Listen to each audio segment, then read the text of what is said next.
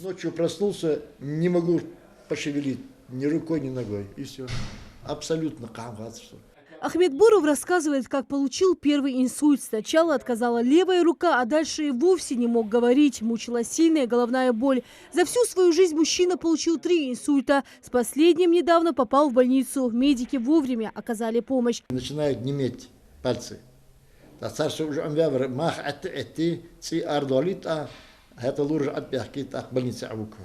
Уже второй, третий раз уже умван, уже хохма делают. Суд халха ханшхан, суд мешков, халха ханшхан, суд вообще хахен, суд бис, суд вялер.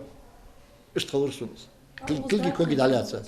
Среди главных признаков инсульта – изменение походки и асимметрия лица. Человек не может улыбнуться и показать язык. У него двоится в глазах. Эти нарушения провоцируют гибель участков головного мозга. Инсульт сегодня лидирует в мире и в нашей стране по количеству смертности. Заболевание в некоторых случаях проходит бессимптомно, поэтому и диагностировать, и оказать первую помощь очень сложно. В Ингушской республиканской клинической больнице больше 5 лет работает отделение сосудистой неврологии. За последние годы статистика поступивших с острым инсультом выросла в разы. Настораживает и то, что чаще всего поступают молодые пациенты. Сейчас мы не удивляемся, когда я утром прихожу на пересменку и принимаю доклад от дежурной смены, что было 6 инсультов за ночь или за суточное дежурство.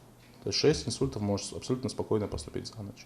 И это не что-то за рамки выходящее извне. То есть это не такое, не то, что повергает нас в шок. Это буднично. То, что к нам могут поступить одновременно как и пациент 80 лет, так и пациент 42 лет, достаточно тоже буднично.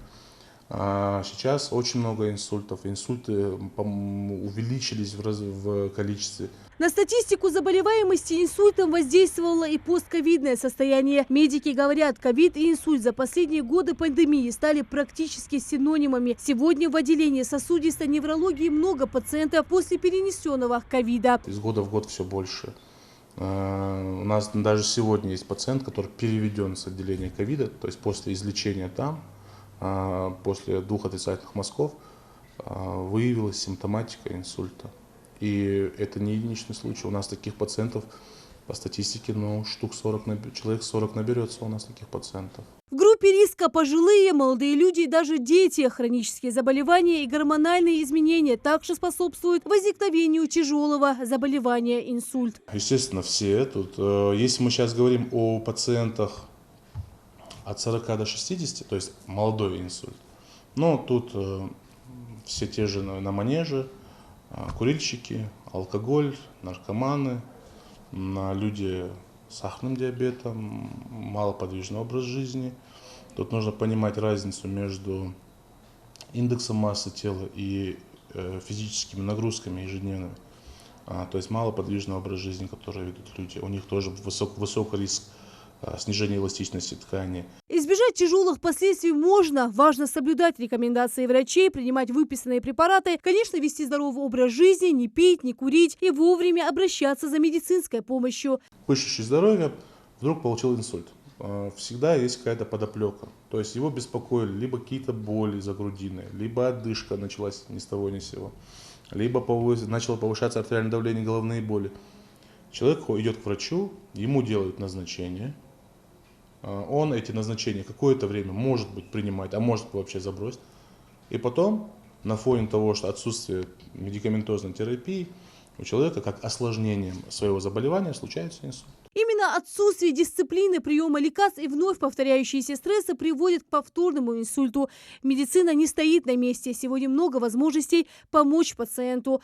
В отделении сосудистой неврологии вот уже 5 лет работает кабинет лечебной физической культуры. Здесь помогают людям, перенесшим острый инсульт, вернуться к нормальной жизни. Необходимые современные тренажеры восстанавливают двигательные, речевые и дыхательные функции.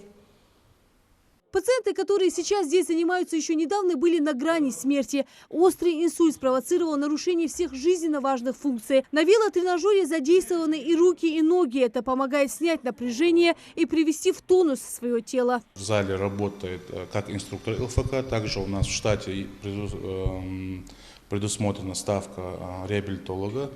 То есть с ним занимается реабилитолог, и уже отсюда дальнейшее направляет их на дальнейшие реабилитационные мероприятия. Это может быть либо реабилитация на дому, либо иногороднее лечение, либо в реабилитационный центр, который также у нас функционирует в Троицком. Каждый может избежать инсульт. Важно думать о своем здоровье, хотя бы в неделю несколько раз заниматься спортом, питаться правильно и реагировать на сигналы организма. Любая болезнь дает о себе знать. Главное не игнорировать симптомы. Лина Сычоева, Ахмед Горбаков. Новости 24.